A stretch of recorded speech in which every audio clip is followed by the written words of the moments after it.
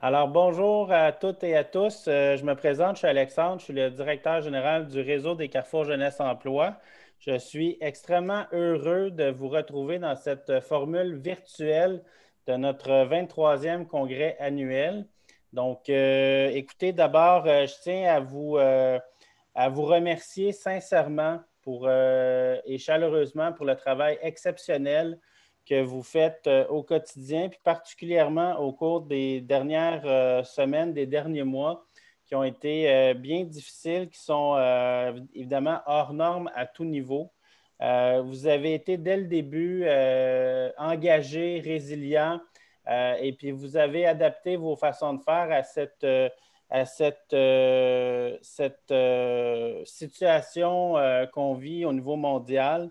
Et puis, ben, je tenais à vous adresser un merci bien particulier, bien chaleureux pour tout ce que vous faites pour les jeunes du Québec et puis pour la relève également.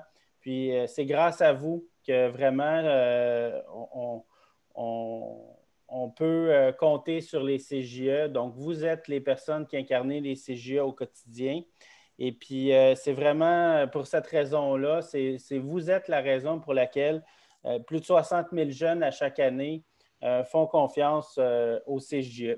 Donc, on est très heureux de vous accueillir dans cette édition toute virtuelle. Vous me permettrez de remercier toute l'équipe du réseau des Carrefour Jeunesse Emploi, particulièrement évidemment notre chef d'orchestre Annabelle et aussi Boisvert, qui a de main de maître organisé tout ça. Donc, sans plus tarder, vous le savez, on a un invité de marque qui est avec nous, le ministre du Travail, de l'Emploi et de la Solidarité sociale et député de Trois-Rivières, M. Jean Boulet. Donc, M. Boulet, je vous cède la parole.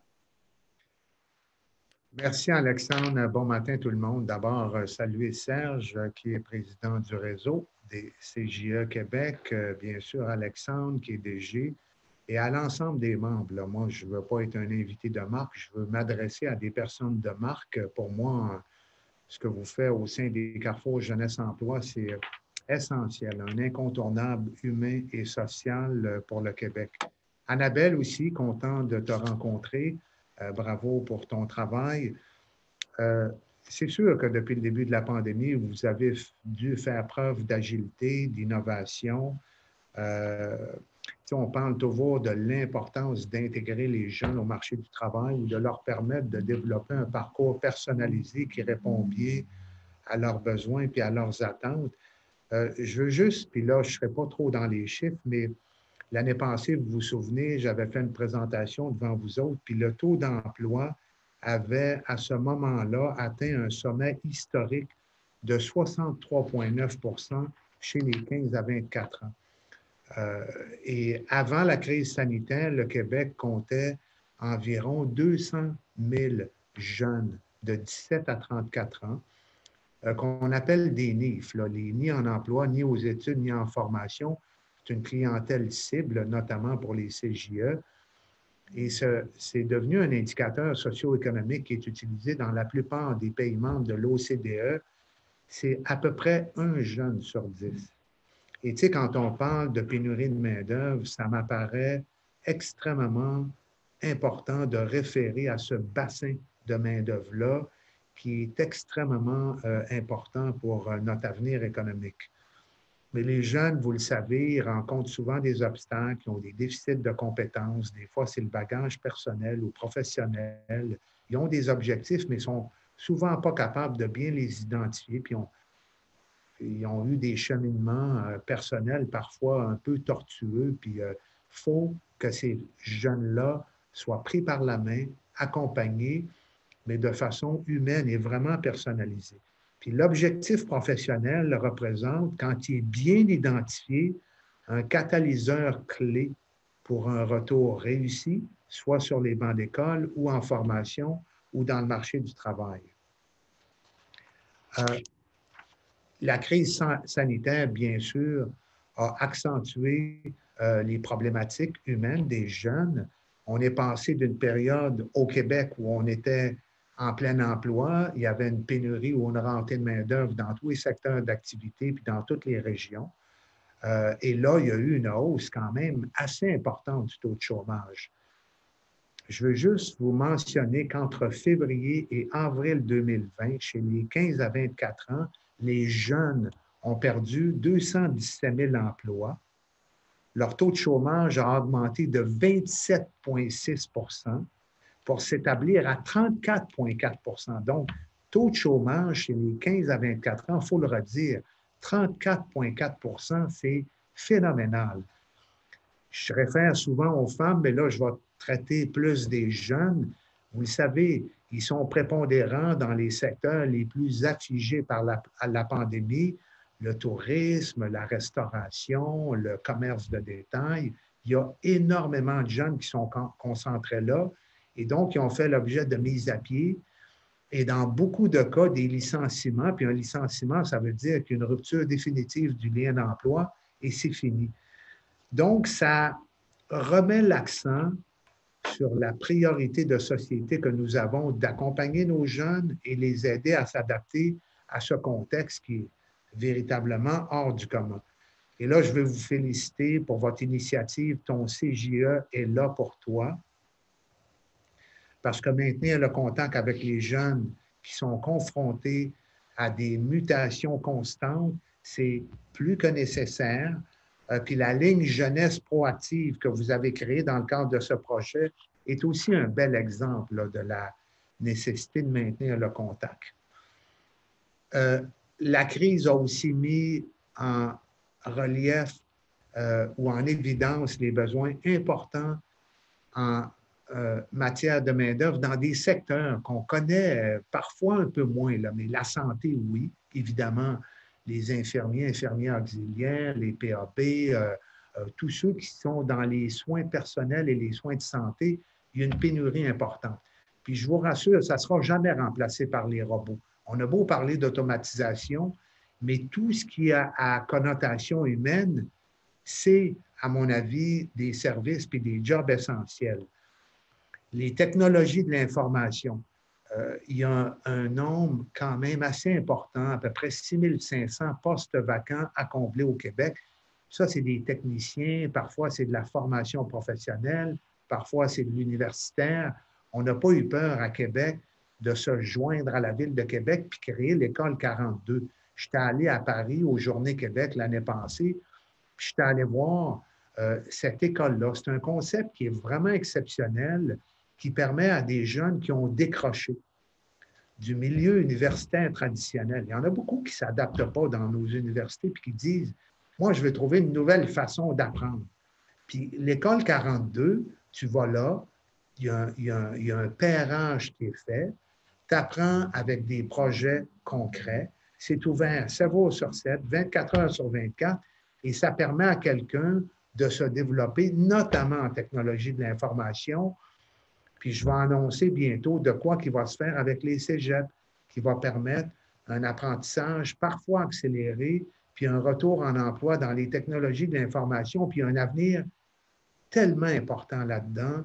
Dans le domaine de la construction, il y a beaucoup de demandes. Vous savez qu'on accélère les projets d'infrastructure, les rénovations d'écoles, d'hôpitaux, de routes. On a des besoins, des électriciens, des charpentiers menuisiers, des ferblantiers. Il va falloir, avec les CJA quand même, je sais que c'est la jeunesse, mais l'emploi demeure, selon moi, un élément important. Identifier les jobs où on a plus de pénurie de main-d'œuvre et essayer d'accompagner nos jeunes vers ces secteurs-là. Il y a d'ailleurs, après la pandémie, Alexandre, Serge, vous le savez, il y a du chômage dans certains secteurs qui va durer pendant un certain nombre d'années, qui côtoie une pénurie de main-d'œuvre dans d'autres secteurs. Et à ça, il y a le phénomène de la transformation numérique, la révolution industrielle numéro 4, ou plutôt 4.0. Il faut permettre le développement d'une main-d'œuvre qui est qualifiée. Et j'ai tenu un forum, vous étiez là, je pense, Serge et Alexandre, vendredi passé. C'était un forum virtuel, comme votre congrès, où j'avais invité tous les partenaires du marché du travail. On était à peu près 250. Les chefs syndicaux étaient là, les patrons, le monde de l'éducation, le monde communautaire. Tout le monde était représenté. Puis j'avais invité 5 de mes collègues ministres. et on a fait un grand brainstorming sur la façon de requalifier la main-d'œuvre et de rehausser ses compétences. Puis requalification, ben, c'est soit l'aide cuisinier qui travaillait dans un restaurant, qui peut peut-être devenir, après une formation complémentaire, un préposé dans une salle d'abattage ou de découpe. C'est la transformation alimentaire, on le sait, on veut devenir le plus autonome possible au Québec. Puis il y a des milliers de postes vacants en transformation alimentaire au Québec. Il y a des mécaniciens, des machinistes, des soudeurs dans l'aéronautique qui vont être licenciés pendant un certain nombre d'années. Ils ont besoin d'une formation complémentaire, puis ils peuvent s'intégrer dans le domaine de la construction. Ces réalités-là, Alexandre, Serge, puis à vous autres, là, les membres des CJE, il faut bien les maîtriser. Ça nous permet de mieux accompagner. Puis des fois, quand tu saises un jeune, puis tu vois qu'il y a des habiletés ou un intérêt ou une ambition pour un job à valeur ajoutée qui pourrait lui permettre de revenir au marché du travail après une certaine formation complémentaire, ça nous rend plus agiles et meilleurs dans les CJE. Donc, moi, c'est ce que j'appelle avoir des compétences en adéquation, non seulement avec les aspirations du jeune, mais aussi les besoins concrets du marché du travail. Vous le savez, le JME, Jeunes en mouvement vers l'emploi, c'est magique. C'est ce qu'on a négocié avec Ottawa, un fonds d'intégration des jeunes en difficulté. C'est 135 millions sur 5 ans. Ça, je l'ai annoncé au mois d'août l'année passée, donc après ma participation à votre congrès l'année dernière, mais je suis bien, bien fier d'avoir obtenu ça. Puis vous savez, on a fait un appel de projets. On a eu énormément de projets qui nous ont été soumis. On a fait le processus de sélection, puis on en a retenu beaucoup des CJA. Je sais qu'il y en a qui me disent, Jean, le projet de tel CJA n'a pas été accepté. Ils n'ont pas tous été acceptés, mais ce n'était pas non plus le jeune en mouvement vers l'emploi exclusif au CJA. Mais je pense que les CJA ont ramassé la grosse portion du gâteau. Là, il y a une centaine de projets qui ont été retenus. C'est 55 millions. C'est pour les 2 premières années, mais il va y avoir d'autres appels de projets. Fait que ce n'est que partie remise pour ceux dont les projets n'ont peut-être pas été acceptés. Mais je le redis, il y en a un pourcentage important des projets soumis par les CJA qui ont été acceptés. Je fais référence notamment à la route du boulot aux îles de la Madeleine. C'est du jardinage solidaire au bénéfice des jeunes les plus démunis. Ils cuisinent, ils font des kiosques, ils font des ateliers de formation, ils interagissent avec des personnes vulnérables des îles de la Madeleine. Donc, ils développent des habiletés humaines, sociales, ça leur redonne confiance en eux et en elles, et c'est vraiment gagnant-gagnant pour tout le monde. Il y a le projet aussi du CJA La Bivoie à Alma. La même affaire, c'est des jardins solidaires. Les jeunes apprennent à jardiner, à cuisiner, à distribuer les fruits, encore une fois, pour le bénéfice des plus démunis et vulnérables de leur communauté. Ça se fait toujours dans le respect des mesures sanitaires, mais il y a eu énormément d'initiatives qui ont été financées. Ça va permettre à peu près à 5 600 jeunes d'être accompagnés dans leur processus de choix de carrière et de s'intégrer de façon durable dans la société et dans le marché. Parce que je ne veux pas me limiter au marché du travail. Je le sais que des jeunes ont besoin de beaucoup d'ajustements humains, sociaux, avant de pouvoir penser à un retour en emploi. Le service spécialisé jeunes, vous le savez, on en a fait l'annonce, c'est 70 millions d'ici 2024. C'est un service spécialisé qui va permettre l'intégration de 10 000 jeunes dans les... Ça, c'est partout au Québec, c'est hyper tentaculaire. Ça se fait en collaboration avec notamment mon ministère, puis on a l'intention d'intégrer 2500 jeunes par année au cours des 4 prochaines années. C'est un remarquable succès. J'ai même demandé une évaluation du service. Alexandre, Serge, puis encore une fois à tout le monde, il y a eu énormément d'impact, d'effets positifs. La donnée la plus remarquable, c'est démontrait que 77% des participants ont perçu une amélioration de leur persévérance et de leur volonté de réussir ce qu'ils entreprennent.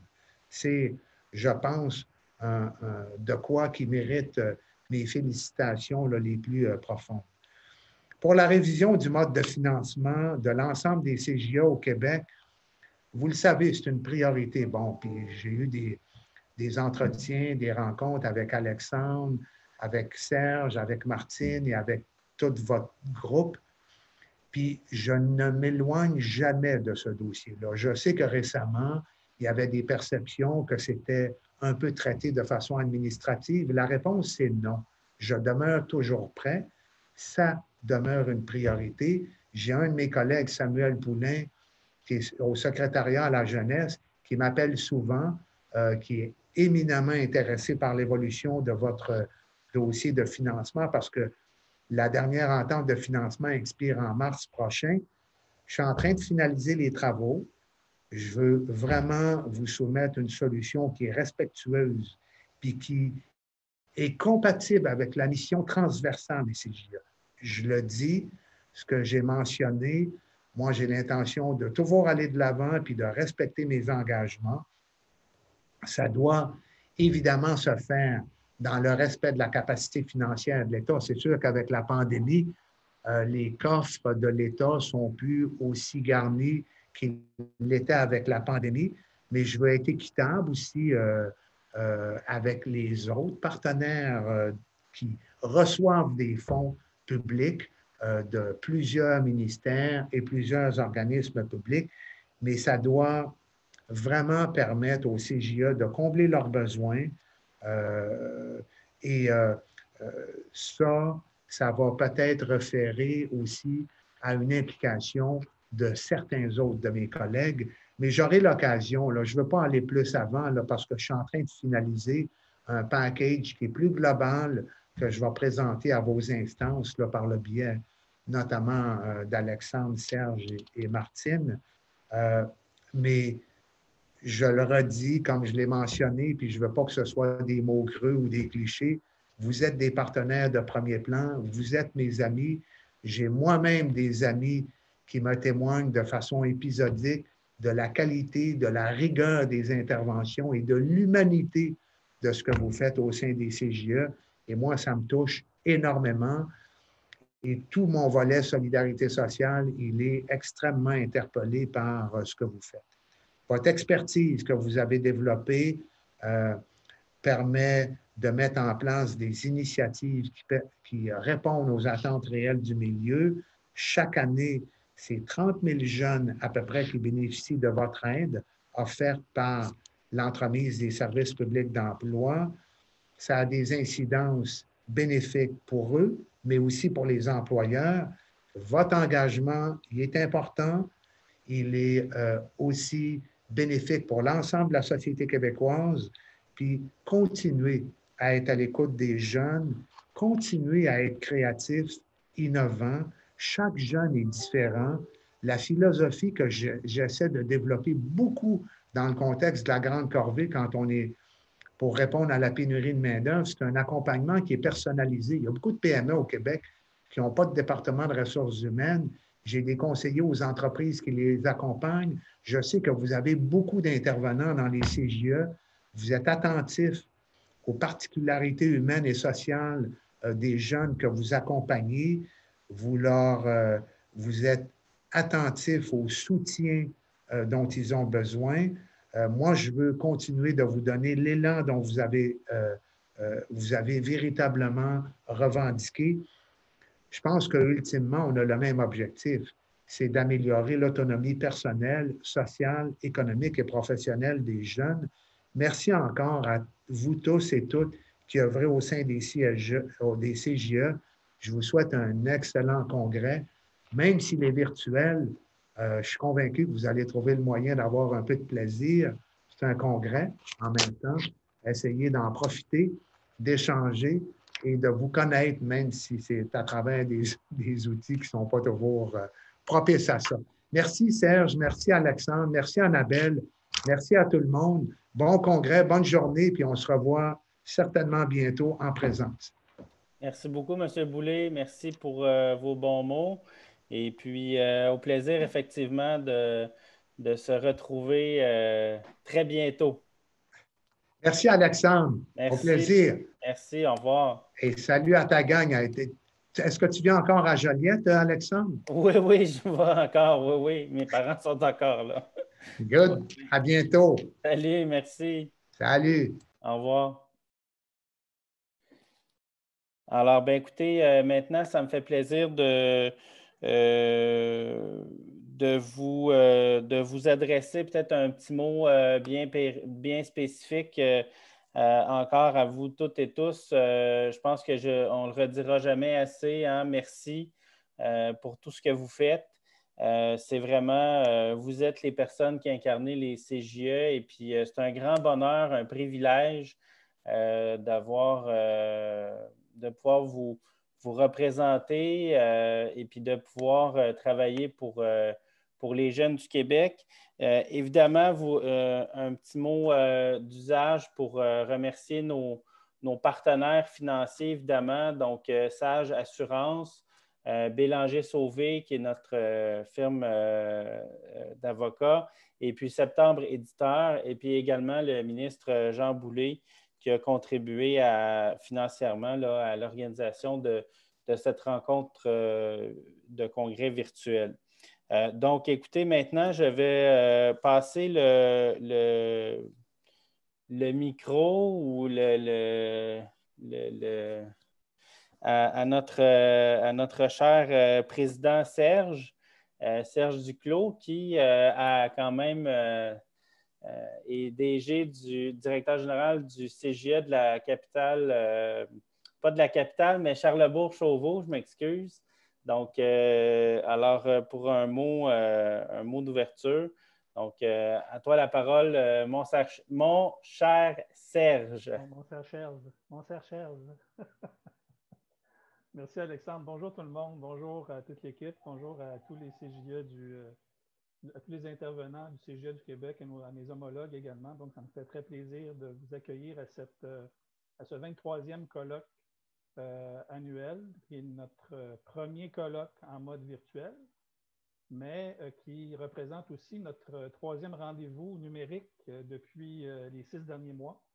Donc, à l'instar de chacun de nos membres, je pense que votre réseau et son équipe a réussi à saisir la balle au bon et s'adapter, en fin de compte, pour faire face à cette musique sur laquelle on n'avait aucune emprise, hein, au niveau du rythme, au niveau de la portée, etc. Donc, je pense qu'on a réussi comme regroupement national à transformer, ce qu'on dit souvent, c'est un peu notre leitmotiv depuis quelques années, de transformer des contraintes en opportunités. Donc, je pense que ça a été une belle démonstration de ce qui a été fait au cours des 6 derniers mois et je vous lève mon chapeau. Oui? Excuse-moi, je vais peut-être te demander de parler un petit peu plus fort. Il y a quelques personnes qui disent ne pas t'entendre trop bien, juste pour être sûr qu'on ne perde rien, là. Merci. Je vais me rapprocher. Merci. Alors, bref, je disais que je levais mon chapeau à notre réseau national là, pour sa façon d'avoir abordé avec résilience, en fin de compte, là, cet environnement-là qui nous touche, qui nous influence tous depuis le mois de mars dernier. Je serai succinct ce matin. Je vais vous entretenir. En fait, je souhaitais vous parler de résilience. J'ai déjà commencé à le faire. Je vais vous parler d'agilité, je vais vous parler de créativité et je vais également vous parler de célébration. Alors, dans un premier temps, je tiens vraiment à souligner tout le travail qui a été fait par l'ensemble des Carrefour Jeunesse Emploi des 17 régions administratives du Québec depuis le tout début de la crise COVID-19. Parce que le réseau, c'est nous. Hein, on fait souvent référence au réseau des CJE comme étant une entité en soi, mais le réseau, c'est chacun de nos 86 membres qui le font vivre finalement. Donc, à ce titre-là, je tiens à saluer le leadership de mes homologues tout le travail résilient, en fin de compte, qui ont été faits par chacun des intervenants, agents de développement, agents de communication, tous les membres des équipes des CJE pour cette capacité que vous avez démontrée à faire face à la musique, justement. Même si les mélodies n'étaient pas toujours joyeuses à entendre en cours de route, au final, je pense que nous avons réussi ensemble à faire un petit concert quand même intéressant dans le contexte. Donc, là-dessus, je vous salue particulièrement. Parler de résilience sans parler d'agilité maintenant, c'est à peu près impossible. En fait, l'agilité dont nous avons fait preuve, tant au niveau national que localement, est un signe, en fin de compte, que notre ADN Carrefour Jeunesse Emploi est encore très, très vivant, malgré les contraintes administratives avec lesquelles on compose depuis 2015. Donc, chacun des Carrefour Jeunesse Emploi a réussi à se tourner de bord sur un 10 sous, comme on dit, à faire preuve d'agilité, à mettre le jeune au cœur de ses préoccupations dans la crise qu'on connaissait. Et le plus bel exemple, c'est de voir comment est-ce que chacune de nos organisations, puis je peux parler de la mienne, chacune de nos organisations a réussi à entreprendre le virage numérique, je dirais même pas au cours des premières semaines, mais au cours des premiers jours de la crise. À titre d'exemple, bon, c'est le CJE que je connais le mieux, le mien. Ça faisait à peu près 18 mois qu'on discutait d'une stratégie d'intervention à distance possible pour favoriser la participation des jeunes du nord de notre territoire, de se rapprocher davantage des jeunes. À peu près 18 mois qu'on réfléchissait, qu'on essayait d'identifier la technologie qui nous permettrait d'aller de l'avant dans ce dossier-là. Il a suffi d'une pandémie pour qu'en 36 heures, tout se déploie. Donc, la nécessité, parfois, c'est bien nous faire les choses quand ça se présente. Et aujourd'hui, il n'y a pas un Carrefour Jeunesse Emploi qui n'a pas intégré le numérique dans ses pratiques, dans ses stratégies d'intervention auprès des jeunes, dans ses processus de gestion des équipes. Combien de rencontres d'équipes on a pu faire virtuellement, tout le monde ensemble, depuis le 15 mars dernier? Elles sont innombrables. Et là, je ne parle pas des réunions en privé et des quelques consultations qu'on a pu avoir à gauche et à droite. Donc là-dessus, c'est une belle preuve d'agilité. Et l'autre preuve d'agilité, cette preuve d'agilité-là, est aussi en lien avec la créativité dont nous avons fait preuve également. Ça aurait été très, très facile dans ce contexte-là de se laisser abattre par un environnement, un contexte qui nous lie les mains, qui nous immobilise, Eh bien non. Chacun des Carrefour Jeunesse Emploi a réussi à faire aller son génie. Puis ce génie-là s'exprime par chacune des personnes qui travaillent dans ces organisations-là pour répondre de façon tout à fait originale et tout à fait ancrée à la dynamique locale dans laquelle on s'insère pour justement garder ce lien-là que nous avons avec les jeunes de nos communautés respectives. On a été contraints, là je suis en train de faire du pouce sur un slogan d'une autre organisation que je dirige, mais nous avons réussi à créer du relationnel dans un environnement virtuel. Donc, c'est sûr que ce n'est pas idéal. C'est sûr que rien vaut un contact humain de près, une main sur une épaule, une accolade de temps en temps, une discussion à proximité. Mais il n'en demeure pas moins que la technologie qu'on utilise présentement, malgré les accès Internet, malgré la qualité de nos Wi-Fi, etc., nous a permis de faire du pouce quand même de façon intéressante. Et au final, ce sont les jeunes qu'on dessert qui n'ont pas été laissés pour compte dans le processus. Oui, ça a été un exercice d'adaptation, d'appropriation pour tout le monde, pour nos équipes, mais pour nos clients également. À combien avaient des réticences a priori d'avoir cette espèce de troisième œil devant soi qui entre lui-même et le conseiller. Donc, il y a eu une adaptation quand même importante. Et ça s'est développé de telle sorte qu'aujourd'hui, 6 mois après le début de la crise, ben oui, on a toute une série de rencontres individuelles qui s'orchestrent à chaque semaine, mais on a aussi trouvé le moyen de réaliser des activités de groupe pour nos clientèles, puis même des activités qui sont accessibles à toute la population locale.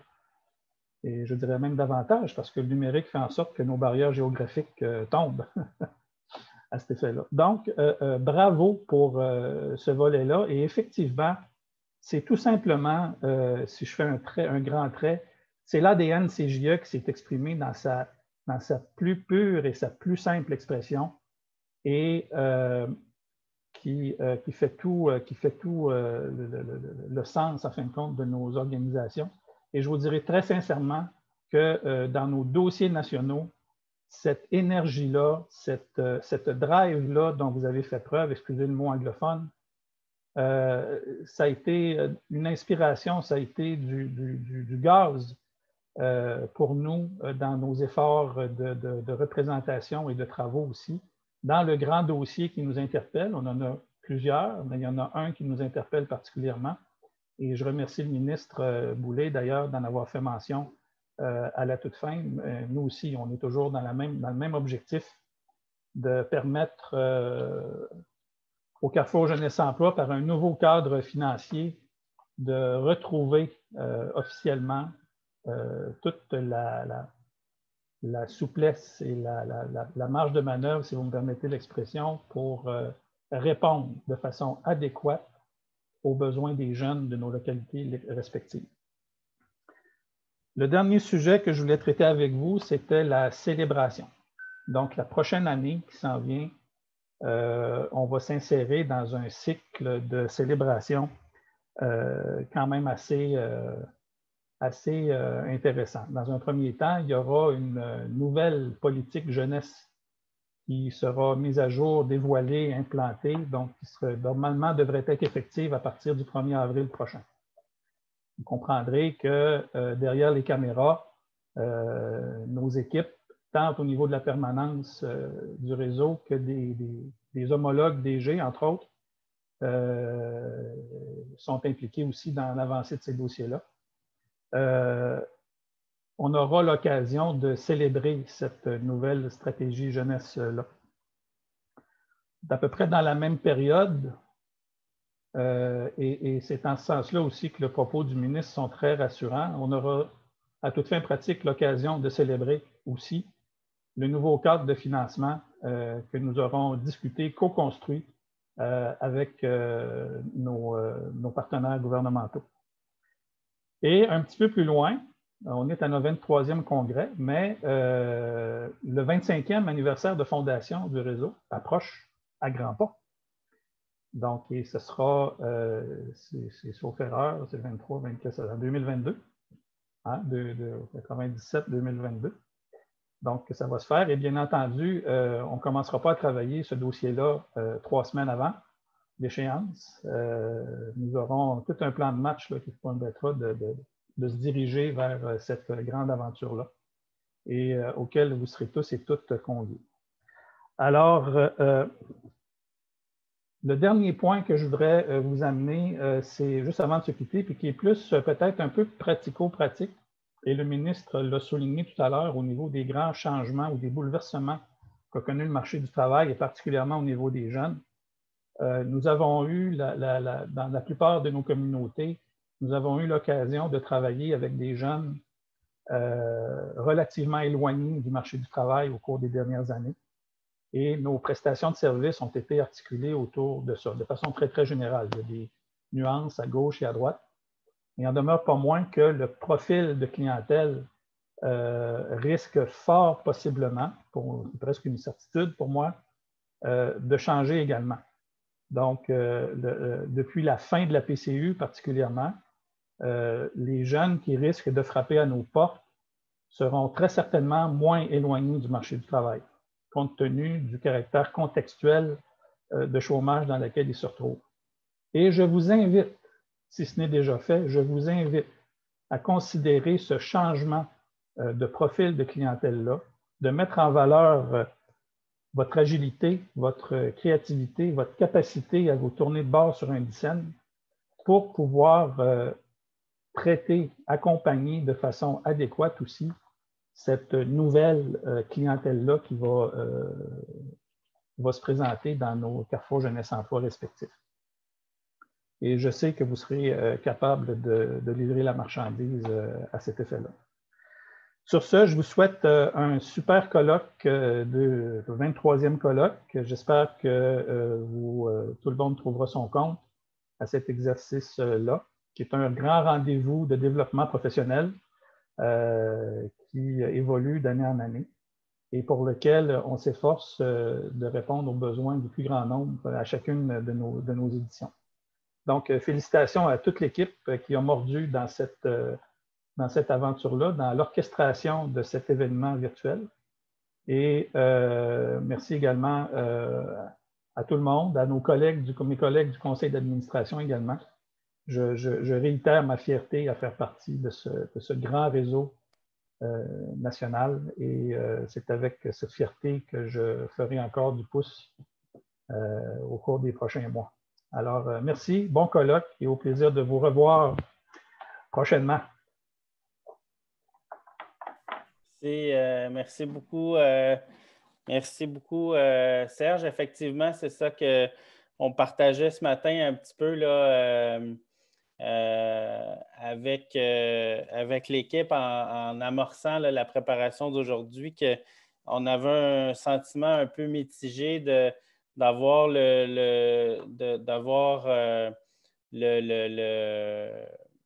possibilité de toutes et tous vous retrouver, mais qu'on ne pouvait pas se faire un high five, se dire félicitations, bravo. Alors, comme dirait ma filleule de 7 ans, Charlotte, on vous fait des câlins. Donc, c'est des câlins, mais en étant loin. Donc, on vous fait toutes et tous des câlins, toute l'équipe du réseau. On vous remercie pour votre participation. Puis, on vous remercie aussi de nous avoir fait confiance dans cet événement-là. Parce que c'était quand même une première édition pour tout le monde. Alors, on espère que vous allez apprécier. Puis, vous allez recevoir aussi au cours de la semaine une petite attention particulière pour vous remercier d'avoir cru en cet événement. Puis, vous me permettrez aussi, là, en terminant, de remercier très, très, très chaleureusement toute l'équipe du réseau.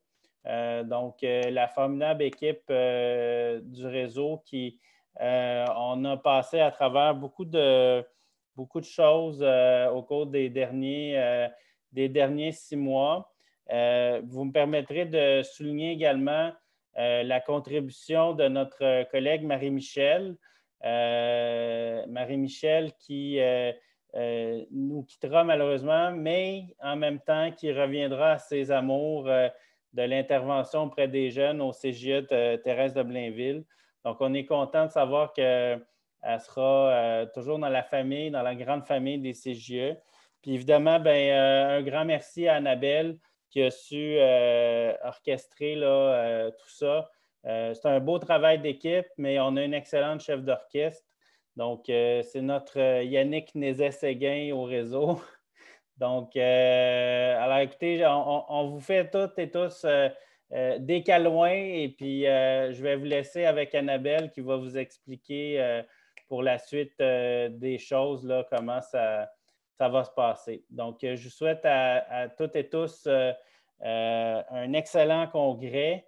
Et puis, écoutez, en direct de ma cuisine, je vous souhaite un super congrès. Puis, on se voit, espérons-le, très bientôt. Puis, surtout, prenez soin de vous et puis de vos proches. Donc, merci, Annabelle. Merci beaucoup. Je prends le micro de ce pas. Merci Alexandre, merci beaucoup Serge et un gros merci au ministre Jean Boulet d'avoir été parmi nous ce matin. Donc, et voilà, on est là pour... en fait, je vous rappelle que la prochaine activité qui va débuter, ça va être le Salon des exposants dès 11h aujourd'hui. Donc, les salles virtuelles vont s'ouvrir. Vous allez pouvoir échanger en direct, en virtuel avec les représentants des organismes. Et on se retrouve, nous, à 13h30 cet après-midi pour la conférence de Sylvain Guimont, Se tenir debout, qui va être une autre façon de bien souligner là, la résilience de notre belle famille. Puis, tout au long de la semaine, on va retrouver d'autres activités ouvertes à tous, dont les labs éphémères demain après-midi et la table ronde aussi des partenaires qui va débuter à 11h demain matin. Puis, bien évidemment, une panoplie de formations de mercredi à vendredi avec une belle clôture de réseautage de 1h à 3h ce vendredi. Donc, je suis la personne contact, mesdames et messieurs. Si vous avez des questions, quoi que ce soit, vous avez accès à mon courriel. Je suis disponible en tout temps. Puis, je reprends là, les mots d'Alexandre. Là, on vous envoie plein de câlins virtuels. On vous souhaite un bon congrès, une belle semaine. Puis, on va se retrouver très bientôt. Merci à tous. Bonne journée. Bye bye.